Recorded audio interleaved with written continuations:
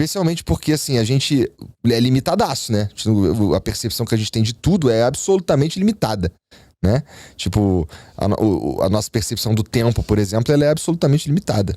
Então... Sim, e específica, né? E específica. Às vezes nem existe, né, tempo. Bom, conceito só nosso. É uma das teorias, que assim, o tempo é uma percepção humana. É uma configuração cerebral que tá rodando. Quando eu tomei cogumelo, o tempo se dissipou. Não existia tempo. E antes de entrar na vibe mais profunda, eu passei por uma sequência de imagens na minha cabeça, assim, que parecia que meu cérebro tava resetando, sei lá. E apareceu um relógio se dissolvendo na minha mente, de olho fechado. E aí eu não sei se foi depois disso, foi antes, porque o tempo acaba mesmo, mas eu lembro que a minha experiência foi de não existe tempo. Eu fiquei 3 horas no sol na rua, na varanda do chalé que eu tava, e pra mim não existia nada. A minha mulher que falou depois, você ficou 3 horas no sol, tava todo vermelho, os braços vermelhos, mas não existia de fato o tempo. Tanto que eu falei depois, eu fiquei uns 2 minutos ali fora, né? Não, eu tinha ficado 3, 4 horas. Caralho. Então de fato não existia tempo, era só era só isso. E era incrível. O problema é que não dá pra ficar pra sempre desse jeito, né? Porque dá fome uma hora. Mas era incrível. Era incrível. Que coisa, eu tenho o maior medo disso daí, cara. Assim, as coisas que tu teve contato eram coisas que estavam dentro de você? Era o quê? Você tava conectado com a natureza? O que você tava vendo? Teve várias fases da experiência. Que dizem, né, que tem várias fases mesmo, que você passa por etapas da sua viagem. Uhum. Não é só você fica doidão só e deu. Então teve a primeira que foi meio que uma terapia, assim, que eu vi muita imagem de olhos fechados. Muitas imagens passavam pela minha cabeça. Medos se transformavam em formas e eram limpos. Formou um rio uma hora na minha mente. E todos os meus medos, quando eu pensava neles, eles viravam alguma imagem e eram drenados. Então é muito doido, parece muita coisa, assim. Que tá tudo dentro de você, né? Mas se enxerga de outra maneira. Aí eu me comuniquei com uma parte do meu cérebro que só conseguia conversar comigo a partir de imagens. Então eu perguntava coisas e ela formava imagens, ela não falava nada. E quando eu ouvia alguém respondendo, eu sabia que não era pra confiar porque era o meu ego. Eu só podia confiar nas imagens que estavam sendo passadas. Tem várias etapas. Aí depois que você sai dessa parte mais terapêutica, pelo menos essa foi a minha experiência, você curte o mundo. A grama fica diferente, os insetos ficam diferentes. Eu ouvi o som da grama. Ela passa o tempo inteiro fazendo uns barulhinhos assim. Ela tá viva. Você ouve isso. Caralho, as coisas ficam as coisas ficam maiores também. É como se o seu olho virasse um iPhone 15. Tá. E você consegue... Eu dei um foco num inseto que tava no meu dedo e o fundo desfocou que nem o modo cinema do iPhone. Igualzinho. E o inseto ficou gigante, assim. Eu vi intenção nos bichos. Foi muito doido, é bem legal. Intenção? Eu vi intenção nos bichos. Eu vi que eles têm intenções e medos e sentimentos. Tu acredita que isso daí é um acesso a um estado de consciência diferente ou tu tava muito louco?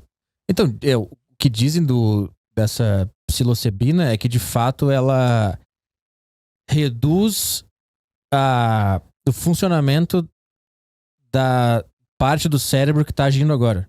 Ela meio que desliga essa parte e não é que as outras entram numa potência maior, mas as outras podem se sobressair agora. E aí é a outra parte do cérebro que interage com a existência. Então, não é que as coisas mudam, é um pedaço diferente do seu cérebro que tá como rei agora. Uhum. E ele enxerga o mundo desse jeito. E é uma experiência incrível, porque é uma parte do cérebro onde não tem ego, não tem memória, não tem identidade. Que tudo isso está instalado agora nesse sistema que a gente está usando para conversar agora, né? Uhum. Então é uma outra forma de viver que acontece. Eu vi um documentário depois que o cientista explica isso.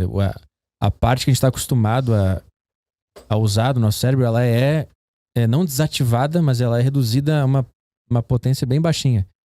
E o resto do cérebro continua aceso. E é ele que interage com o mundo. E aí tudo é novo. Tipo assim, uma hora eu fui comer chocolate e aí eu botei o chocolate na boca e a minha mulher que não tinha tomado, ela perguntou: e aí, tá bom esse chocolate? E eu lembro que eu falei assim: eu não sei, é a primeira vez que eu como chocolate. Porque de fato era uma parte nova que nunca tinha comido chocolate. Que tava experimentando chocolate. Não era o meu normal, que já conhece chocolate. Então por isso que você fica olhando pras coisas, você olha pra luz, pros bichos, pra você mesmo. É uma configuração completamente diferente que entra em ação. Entendi.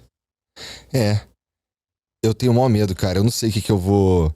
Eu não sei. Eu tenho medo. Eu sou cagão nesse sentido aí pra caralho. Eu tenho até uma certa curiosidade, cara. Mas é que pra isso eu acho que eu precisava estar de bem com algumas partes de mim que eu não sei se eu tô, sabe? Os caras falam que às vezes você vai ter que encarar essas partes. E talvez eu acho que eu vou ter que encarar essa parte mesmo, em algum momento. E talvez com a ajuda do cogumelo você consiga resolver logo essas partes aí. Porque se você esperar estar bem pra fazer a terapia, não faz mais sentido. Não faz mais sentido, né?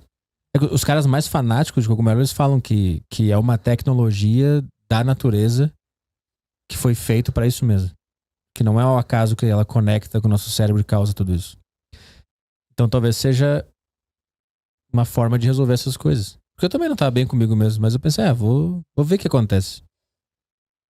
Entendi. É que eu tendo a bad trips, tá ligado? Mas a bad trip é algo que tá dentro de você já.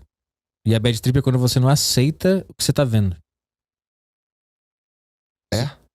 Então, existem preparações, né? Eu estudei bastante antes de fazer pra não fazer merda.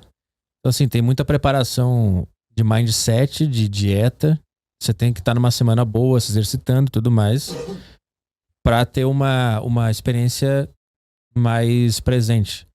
Mas o que os caras falam que é bad trip é nada mais, nada menos do que você não aceitando o que você tá vendo. Então, se você vê algo ruim, o que os caras falam é aceita e não resiste. Que aí a bad trip vai se tornar outra coisa. Se você resistir ao que você tá enxergando, aí é bad trip. É o que os caras falam, nunca tive bad trip. Mas eu entendi a lógica por trás do que é uma bad trip. Interessante.